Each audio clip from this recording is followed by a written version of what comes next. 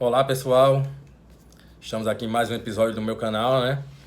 Onde eu vou continuar respondendo aquelas atividades de fixação do curso de Gestão e Economia da Ciência, Tecnologia e Informação. E hoje é referente à atividade número 7, onde vamos abordar aqui a Escola de Pensamentos Econômicos, seus principais pensadores e as contribuições que eles trouxeram. Não poderia começar por outro senão Adam Smith, que é considerado aí o pai da economia moderna e o principal teórico do liberalismo econômico. Adam Smith era escocês, desde cedo foi bem estudioso, teve uma vida acadêmica bem intensa, aos 17 anos já se formou, aos 35 já era reitor, e ele teve aí algumas amizades bem influentes, como o James Watt, que foi o inventor da máquina a vapor, e o David Hume, que era um filósofo escocês.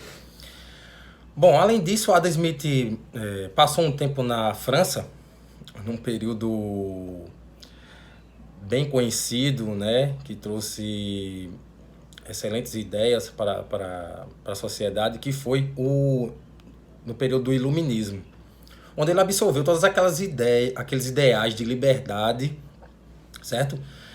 É, inclusive, né, o de liberdade econômica, o que fez com que Adam Smith desenvolvesse uma obra de bastante relevância, que foi A Riqueza das Nações. Bom, por que essa obra foi tão importante? Essa obra se contrapunha ao sistema político, econômico, social da época, que era o mercantilismo, que visava nada mais do que o acúmulo de metais preciosos, certo?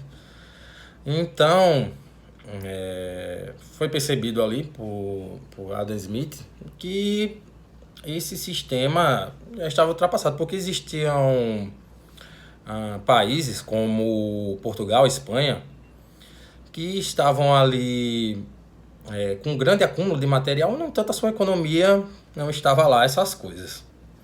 Então, o Adam Smith traz a questão que a economia seria impulsionada não pelo acúmulo de metais preciosos, mas sim pela divisão do trabalho e pelo acúmulo de capital. Como isso? Bom, a divisão do trabalho geraria aí produtividade, geraria um mercado consumidor e isso se autoalimentaria, certo? Quanto mais indústria, quanto mais produtividade, mais pessoas trabalhando, mais mercado consumidor, e tudo isso daria um grande impulso na economia. Bom, além disso, nesse livro ele também aborda, ele passou 10 anos ali estudando o histórico econômico de algumas nações, para que não viesse a cometer os mesmos erros. E também trouxe uma abordagem que ia também de encontro ao mercantilismo, que era o papel do governo na economia, que ele defendia que esse papel deveria ser zero, que o governo deveria se preocupar, e sim, com a educação, construção de obras e manter a ordem. E dentro dessa obra do Adam Smith, ele usou um termo que ficou muito conhecido, porque ele dizia que tudo isso seria regido por uma mão invisível, ou laissez-faire, como os franceses pronunciam. Ninguém precisava fazer nada, contanto que fosse seguida essa dinâmica, o fluxo aconteceria naturalmente, por uma mão invisível. E engraçado que esse termo só foi usado uma vez nessa obra, mas teve tanta relevância aí. Então esse foi o Adam Smith. Bom, dando continuidade à escola de pensamento clássico, econômico, temos o Davi Ricardo, que foi um britânico, também um liberal econômico, e alguns consideram como o sucessor de Adam Smith. vindo ali a complementar algumas de suas teorias. Ele foi influenciado pela Revolução Francesa e pela primeira Revolução Industrial, que foram acontecimentos relevantes em sua época, onde ele conseguiu elaborar algumas teorias bem importantes.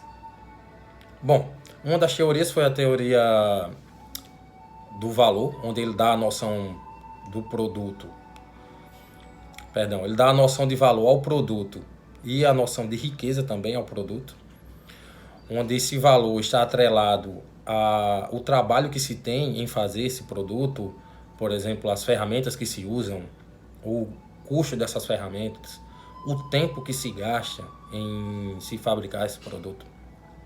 E a sua noção de riqueza está na utilidade, na necessidade e se esse produto é agradável.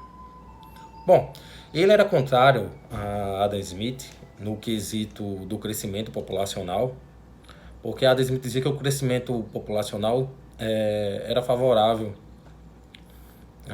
economicamente, né, por gerar um mercado, um consumo maior, e isso geraria mais emprego e mais produtividade, e as pessoas consumiriam essa produtividade. Já o Davi Ricardo não era tão simpático com essa ideia. Por quê? Ele aplicou muitas das suas teorias à área agrária. E ele analisou o seguinte: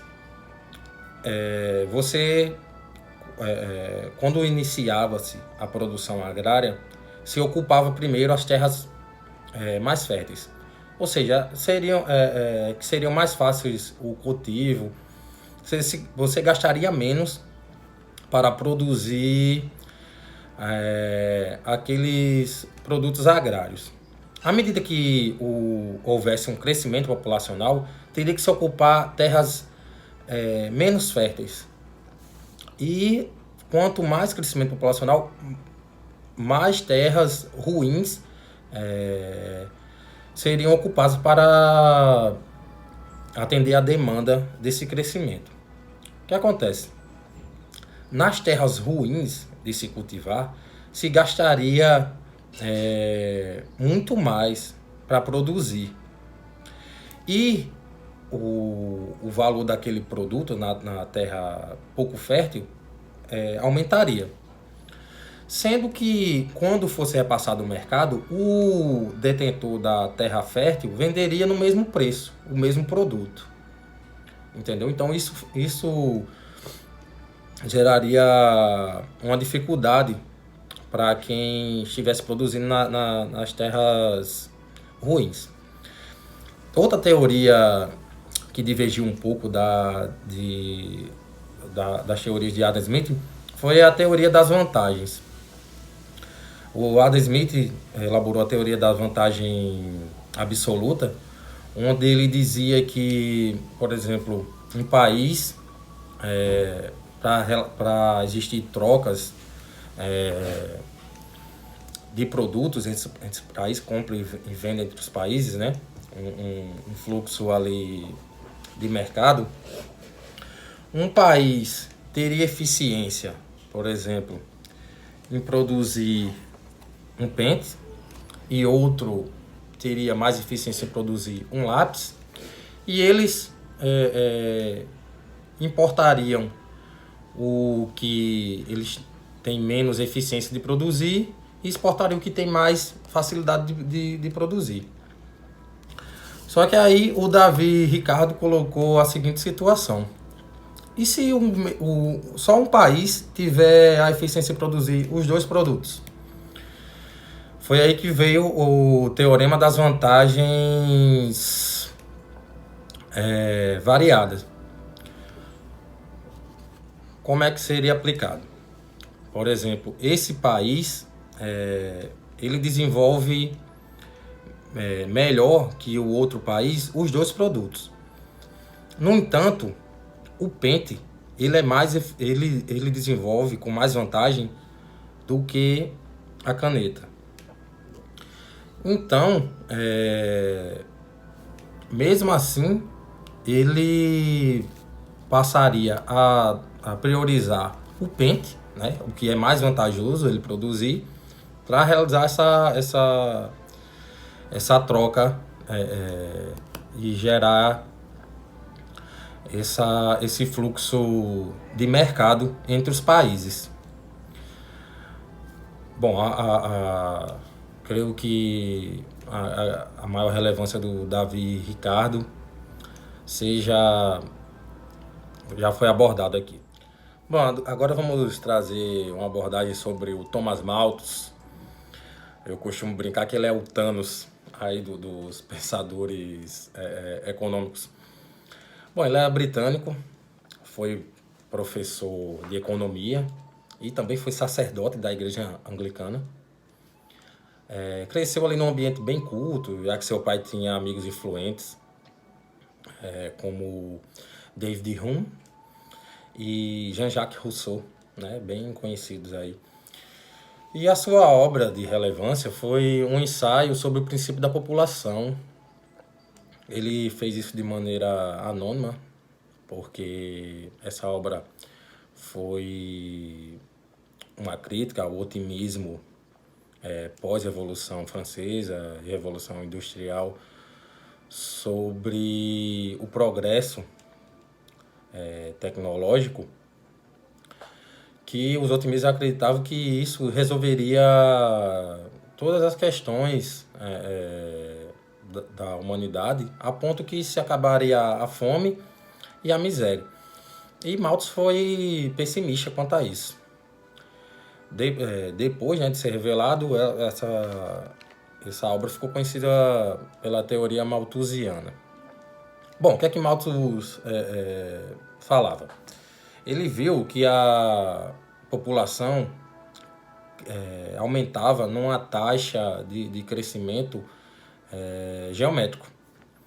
E o alimento numa taxa de crescimento aritmético, ou seja, a população aumentava muito mais do que a produção de alimentos. Onde ia chegar a um ponto em que a população ia crescer tanto num curto espaço de tempo que haveria bastante escassez desse alimento, e isso geraria guerras ou pestes, o que faria ter um arrefecimento nessa produtividade da indústria alimentícia. Mas voltaria a acontecer de novo por causa da progressão da população. Bom, essa teoria sofreu muitas críticas, né? Porque com o desenvolvimento tecnológico vimos que isso não ocorreu. Hoje a produção de alimento é bem maior do que o aumento da população. E ele defendia nessa teoria também que se as pessoas tivessem tempo, condições, aumentariam o quanto pudessem. E isso também não ocorreu. Temos aí o exemplo de países da Europa, o Japão, que a taxa do crescimento populacional lá é bem baixa ou negativa, né? As pessoas com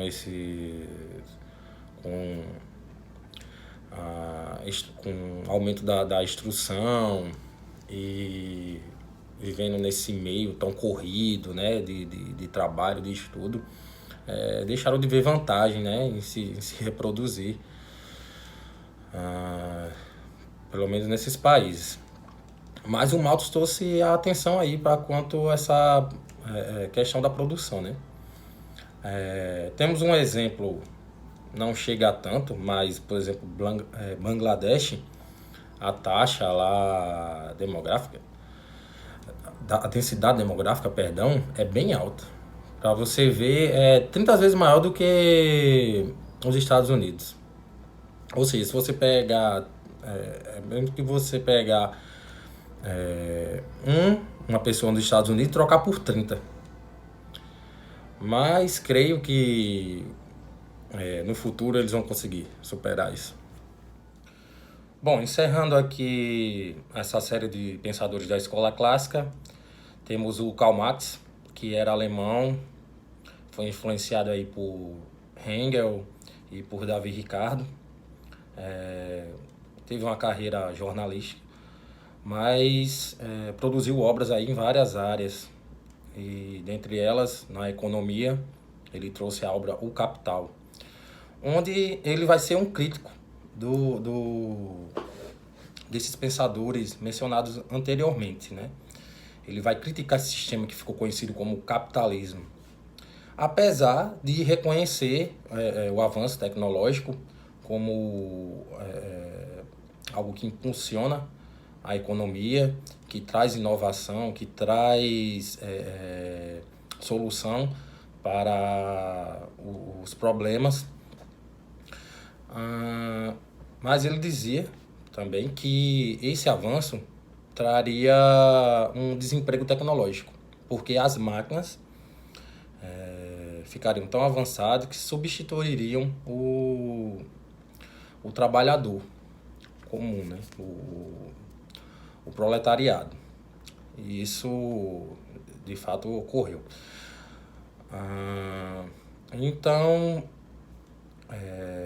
essa abordagem do Marx trouxe aí esse conflito entre burguesia e proletariado, onde ele defendia que o trabalhador, por mais empenhado, por melhor desempenho, qualidade no seu trabalho, ele jamais ganharia o que a indústria ganha com o seu trabalho, né? Ele jamais teria esses lucros que o empregador recebe.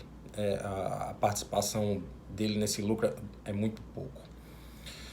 Então, em resumo da escola clássica de economia, temos, né, esse liberalismo econômico, onde é defendido a mínima intervenção do Estado, ou zero intervenção, onde a demanda e a oferta eles têm um equilíbrio, e isso vai se estender até ali a crise de 29, quando é observado uma falha, né, nessa linha de pensamento, e ocorreu esse episódio tão negativo na economia mundial, né? Então, encerramos a escola clássica por aqui e vamos ver o que acontece depois dessa crise de 29, da quebra da Bolsa de Valores de Nova York. Vai ficar para a próxima atividade, ok? Até lá, pessoal.